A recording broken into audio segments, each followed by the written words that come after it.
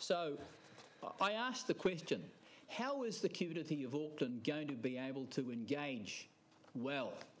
If I look at the context of my committee, which is around environment, climate change and natural heritage, we have a situation where Auckland is under threat in terms of our environment. It is degrading. There's massive loss of trees. There's increasing sedimentation. There's active loss of biodiversity. All of those things are happening, and we know that. And the community wants to engage, but the community is not going to have an opportunity to engage other than once a quarter. And that's so infrequent that you don't have any continuity. You don't really have any opportunity to follow through. It's entirely retrograde. So as far as I'm concerned, and I think I speak for a lot of Aucklanders, this simply just doesn't stack up.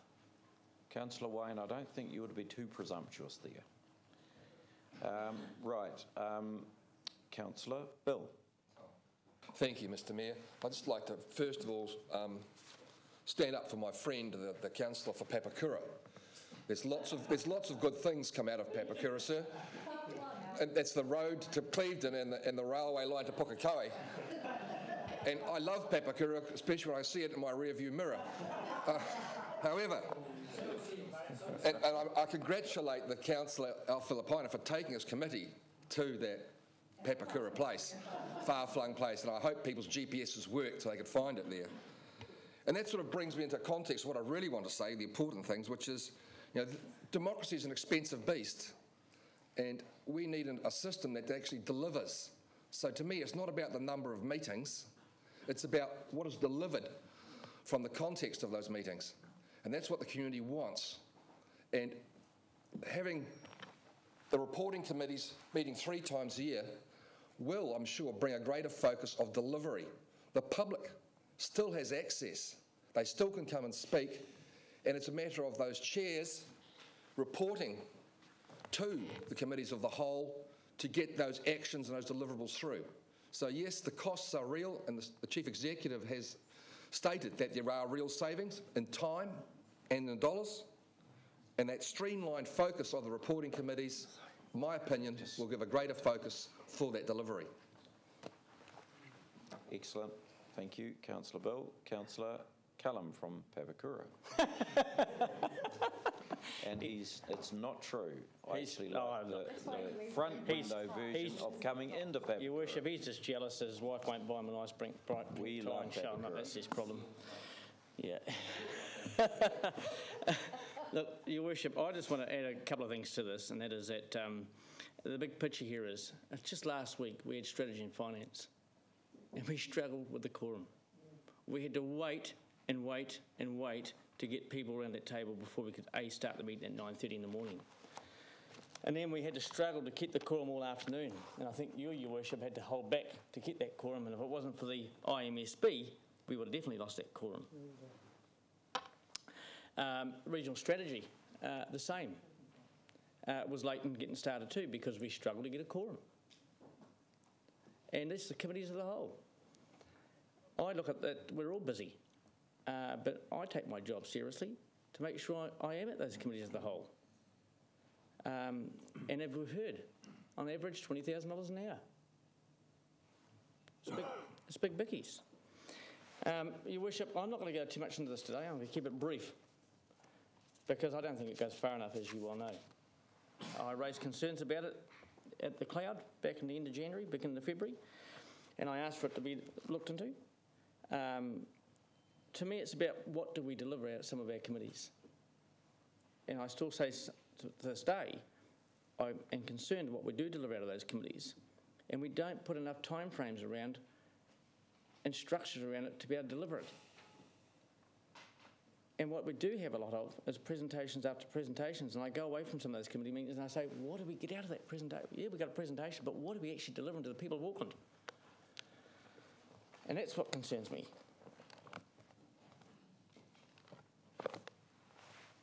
I take on board Councillor Watson's amendment there of the arts and culture.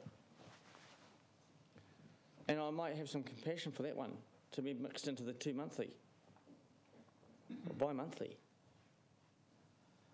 But we've got to get real, and we've got to be able to deliver.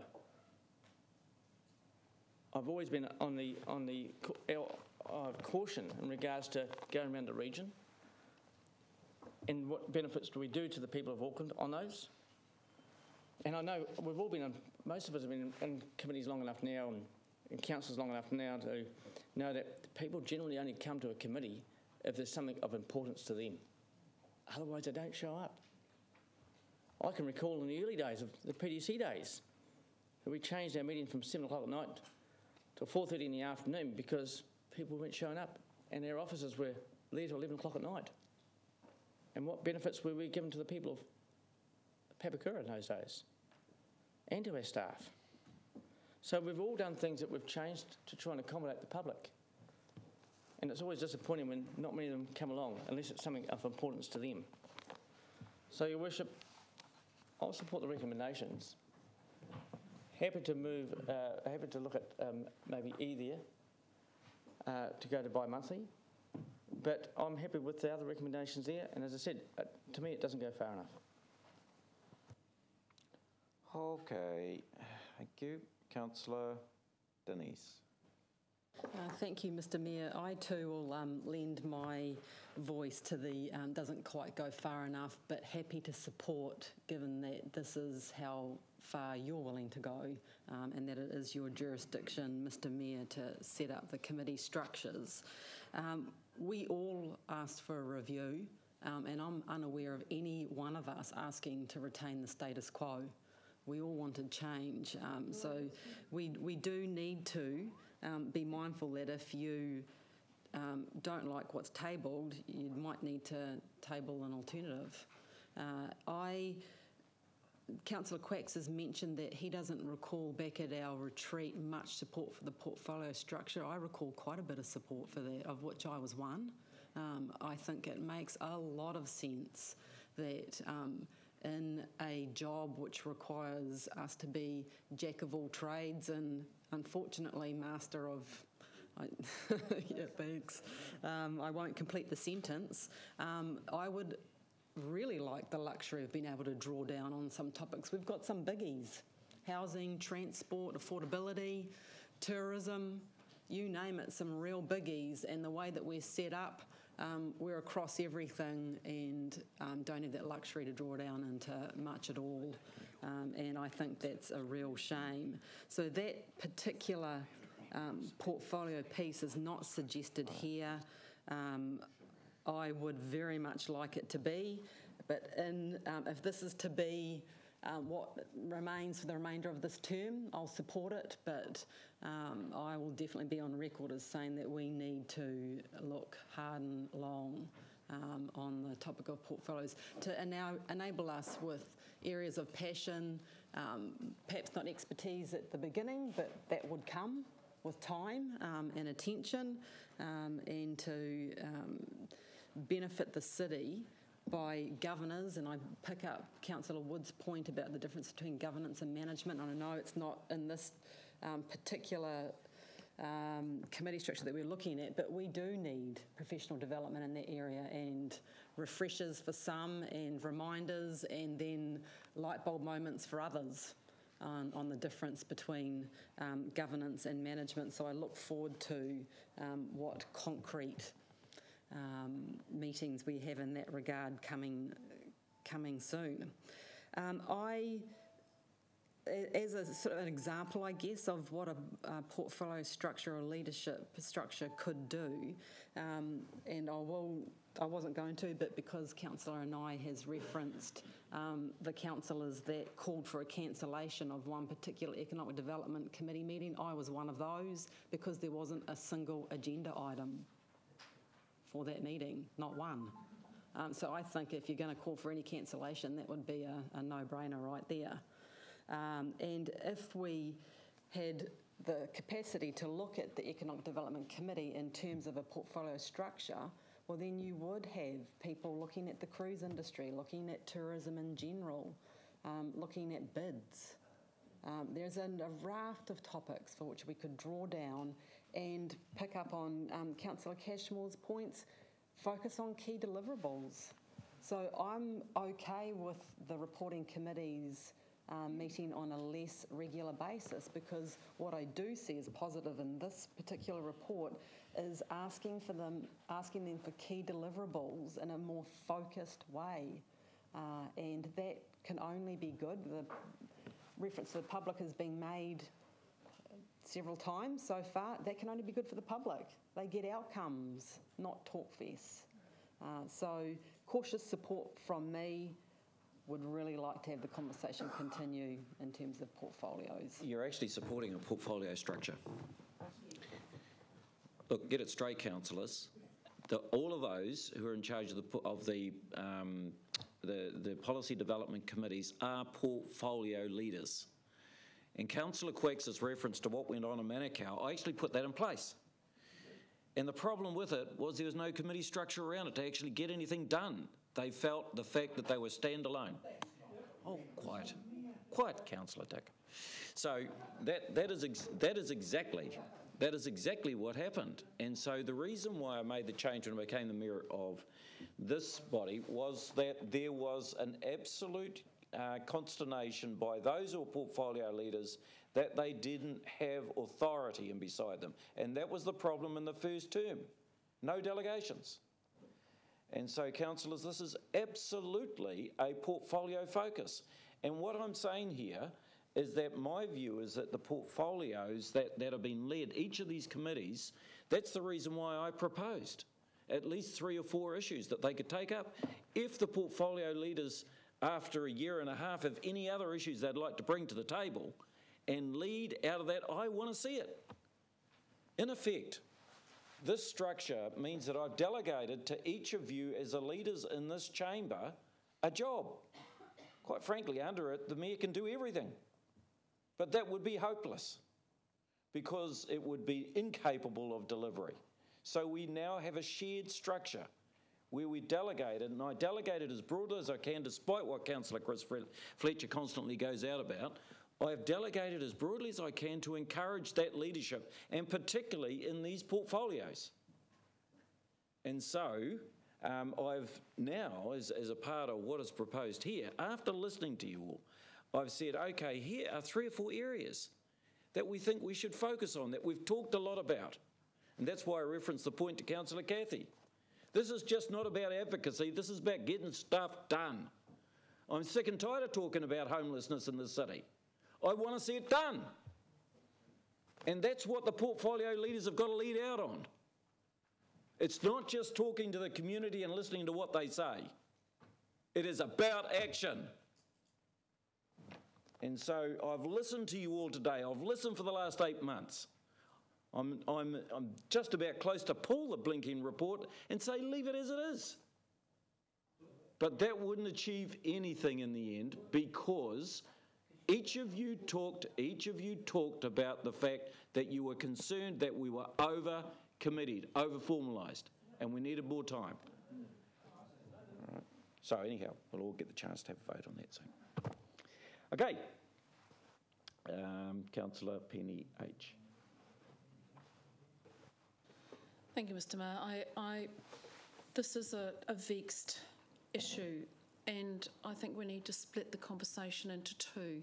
There's been discussion about the appropriate use of time, and we've certainly got a standing orders discussion, and this shouldn't be a reporting committee versus committees of the whole. We can deal with that debate and discussion in standing orders. If we're all talking too much, let's make sure that we put rules around to stop ourselves doing that. So I'll talk briefly. The challenge for us is we're not going to be judged by how many committee meetings we have on something. We're going to be judged by the people of Auckland on what we've actually physically put in place and done. And I have observed that we are very good at moving recommendations and calling for reports, and as soon as we come dangerously close to actually making a decision that is actually going to make a transformative change or put something in place, we call for another report. And this is about making that change, which sees each and every one of us, if 20 of us around the table were all portfolio holding and leading some of the important work that needs to be done.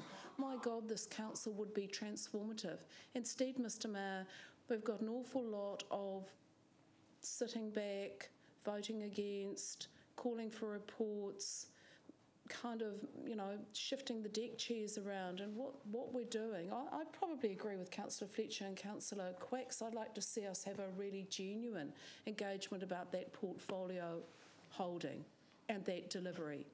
I would change places in a heartbeat with Councillor Casey, for instance. As the portfolio holder on homelessness, Councillor Casey has a budget, she has a leadership role, she has our absolute support to go out there and hold as many forums with the community as possible, to come up with an action plan, to work in partnership with every community agency and to make that transformative difference. There is nothing getting in the way of doing that. No meeting is going to make a blind bit of difference. No report's going to make a blind bit of difference. We have to get off our chuffs and do something. Mr Mayor, as the councillor challenged, and you asked me to do this, and I do it, to have oversight of the work program of how we function daily as a council. For those of us who are chairs of COWs, I know my committee, I don't have 4 information items. I've taken those out. You get an email telling you what the for information item is. We have decisions that absolutely need to be made by this council. We're required to. We are governors. There are big decisions that need to be made. We should be making those at the committees of the whole. We're also, Mr Mayor, I think, confusing our roles. It's taken 4.5 years to get really clear about what we're doing. We need to govern this big, extraordinary city that we've been given the privilege to make decisions for. This is not a job to pursue our interests and our passions, no matter how much we might like doing that. Do something else if you come to sit around this table for fun and enjoyment. That's not what we're here for. We're actually here to run a city. And I think we're also confusing our role with local boards. We sat with our local boards yesterday, we talked about community empowerment, and we talked about interfacing and being community focused, and our boards are there as our arms and our legs, our holders of the community passion to do that. If that's how we want to spend our days, join a local board, because that's not what the role of the governing body is. And I will not have this presented as an attempt by the governing body to remove ourselves from or close out the local community. That's absolutely not what this is for. This is about using the time that we have to make the critical decisions that we need to make, because believe you me, I try and run the weeks to make the space for those critical decisions. We have the unitary plan. Thank you, kia ora, Councillor Alf, for the excellent chairing of that. We are pushing the proverbial. I've got 3 emails on here where we're trying to find time to make critical decisions on the unitary plan. We've got decisions to make on how we set up Development Auckland. We have decisions to make on our property holdings. We have decisions to make around the port. We have decisions to make around some critical future-facing, critical, expensive, multi-million-dollar decisions for this community. We make those in a heartbeat, and we spend 4 hours discussing things because we like them. I'm sorry, Mr Mayor, I very rarely talk this long, but this is kind of a transformative time for us. We're either going to step up and govern, or we're going to continue to stay mired in what are, things that we are passionate about, interested about, that we may have done when we were councillors under the previous TLAs or in our roles as local board members. This is really, really hard. I agree. I don't think this goes far enough. I think we could have done a lot better, and I think we need to do a lot better with our committee structure. This is kind of a holding pattern while we have a rational, sensible and respectful discussion with each other about how we can do better.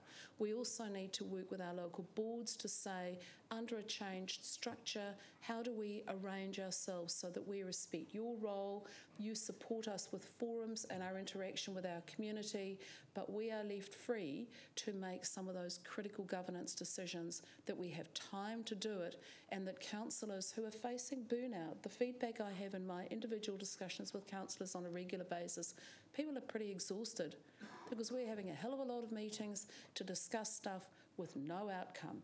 And Mr Mayor, we can't carry on that way. So I will support this. I think we can do better, but I challenge each and every councillor to focus on what being a governor means.